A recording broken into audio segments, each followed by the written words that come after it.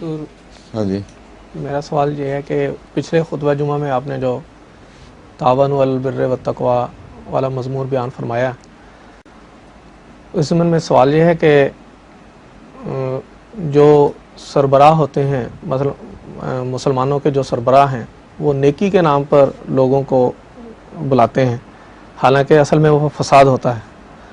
تو آگے جو شدید العقاب والا ہے، تو کیا وہ خدا کی گرفت صرف ان لیڈروں پر آئے گی، یا جو نیکی سمجھ کر رہے تھے حالانکہ ان کو اصل علم نہیں تھا؟ قرآن کریم سے پتہ چلتا ہے کہ جو غلط راستے پہ بلاتا ہے اس کو بھی عذاب ملے گا، جو غلط راستے پر بلانے والے کے پیچھے چلتا ہے اس کو بھی عذاب ملے گا. اور وہ قیامت کے دن لوگ کہیں گے کہ یہ ہے وہ بدبخت لوگ بڑے بڑے جنہوں نے ہمیں گمراہ کیا تھا، تو ان کو دگنا عذاب دے.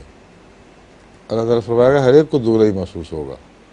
تم جو ان کے پیچھے چلے تھے تم بھی ذمہ دار ہو. ٹھیک ہے.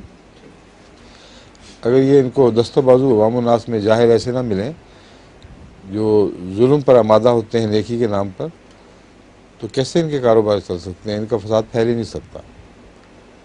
فساد کی کال دینے والا ذمہ دار ہے، لیکن اس کے جواب دینے والا حام ہے، وہ بہت حد تک ذمہ دار ہے. عملاً وہی ان کے بد خیالات کو حقیقت میں تبدیل کر دیتا ہے. اور جہاں تک یہ عذر ہے کہ مولویوں نے کہا ہے یہ قابل قبول ہو ہی نہیں سکتا، یا پنڈتوں نے کہا، جو بھی نام رکھ دیں اس کا، اس لیے کہ جو فساد ہے اپنی ذات میں انسانی فطرت اس کے خلاف گواہ ہوتی ہے.